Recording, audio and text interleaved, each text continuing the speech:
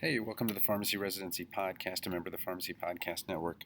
I wanted to talk to you this morning about anxiety that kind of comes along with this whole residency application process. And I wanted to tell you what it really is and what it might be. So, when we talk about anxiety, what we're really talking about is some level of stress that has gone over and above and is now, I hate to say pathologic, but there is a pathology to it. And what we're really seeing is the overwhelm that comes from having so many things to do at the same time during the holiday season. And what I do when I'm helping students, or what I keep hearing after we've kind of done our two letters of intent, is I feel so much better, which is kind of a odd way of expressing what happened. And what's really happening is that they have something that they need to get done, but it has to be done at a very high level.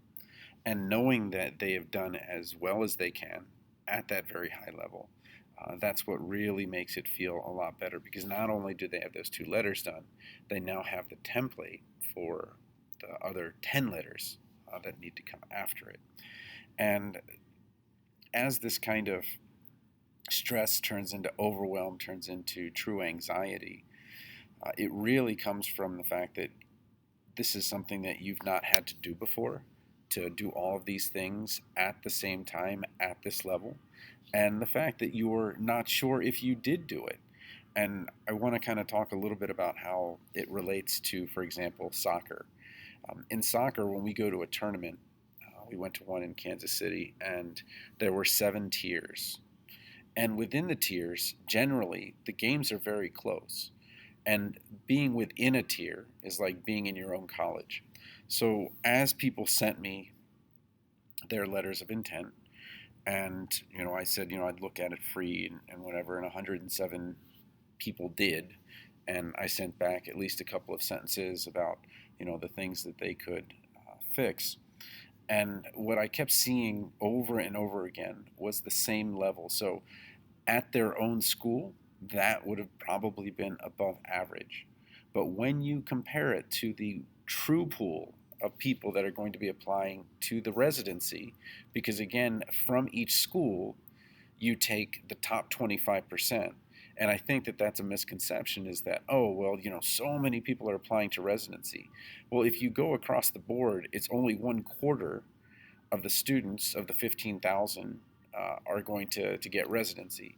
Now, 8,000 are going to apply, half of them will apply. But when you talk about those that are getting successful in the interview process and then ultimately in the actual match, which is a very different thing, you're talking about only 1/4.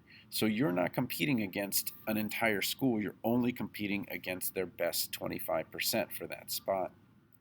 And I think that the big issue is that all this time you've been graded against your peers.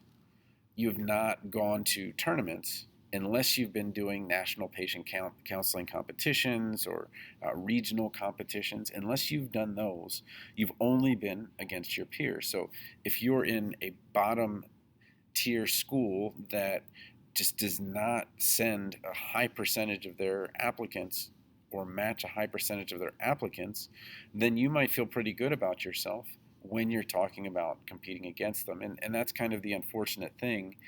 And I want to kind of go back to why this is. So when we go way back to the bachelor's, and it's not really way back, about a decade and a half, to the bachelor's degree, you would usually do your didactic stuff, and then they would send you out for a retail, a hospital, and a third rotation. And so it was only half a semester that you were gone from the mothership, and then you go to graduation. And you might even come back to do a law review. But now that you're gone for a year, I don't know how you feel, but over the last 6 months, how often have you actually been in touch with the school? I'm not talking about buddies that you still talk to or still go out with and things like that, but how often has you actually talked to the school? And what's happened is that unless you're talking about one of those schools that has actually set up a residency preparatory program that goes through, I think Northeastern up in Massachusetts does one of these, and I know a couple of other schools do it, but some schools do it before you go on rotation. And what you really need is the support group of other people that are applying to residency, so you can talk to them.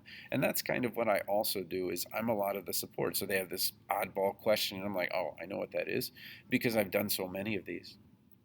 So as you're kind of going through this and wondering, why is this so stressful? Well, you're doing it alone. You're doing it during the holidays. You're doing some type of writing you've never had to do before. And you've got all of these challenges that are very time consuming and that must be done perfectly and at a very high level. And that's really where this overwhelm comes from.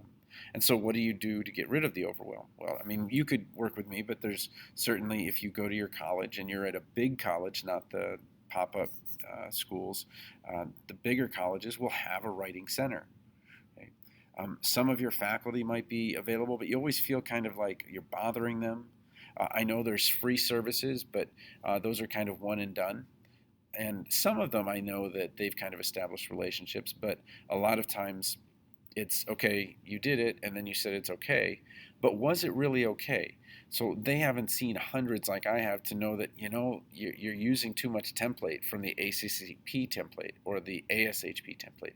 And they might actually go the other way. I've seen the opposite where they're like, oh, no, no, you have to have that first sentence is I want to express my interest. Nothing says that you want to have that, and you certainly don't want to do that. It makes it so unoriginal. You want to at least paraphrase that in some sense or another. But let me tell you a little bit about what I saw with these, all of these ones that I gave them feedback on. The biggest one was that first paragraph was kind of a throwaway. The first paragraph was so similar. It said, I want to express my interest. I met your residents at mid-year, and your site has all of these things that are good for me. And that's bad for three reasons. One, that generic first line, it just makes the person reading it groan like, oh, it's one of these. The second, you didn't establish a relationship with somebody if you spent 20 minutes with them at mid-year. What you want to do is actually establish a relationship with them, as I mentioned, but another episode, that you should be talking to them about their research at the posters and things like that, keeping the conversation going. And then the third thing, it should be a summary of what you're going to tell them. It should not tell about how you're going to benefit. It's going to be the opposite. You want to tell them how they're going to benefit from being with you. The second thing was not being able to cut it down to a page. You absolutely can cut it down to a page if you need to and want to. Most of the time, those gross generalizations, those extra paragraphs, there's a lot of duplication. But Grammarly doesn't pick up that, oh, this sentence in the first paragraph is a lot like a sentence that you have in the last paragraph. Or it doesn't say, this is really not adding to the narrative, or that you need more narrative. And that's the kind of unfortunate thing, is that just because the grammar and syntax is right, doesn't necessarily mean that it's a letter with a punch. And then the opposite is true. A lot of times I'll see some pretty decent letters, but so many mistakes that are very easy to make.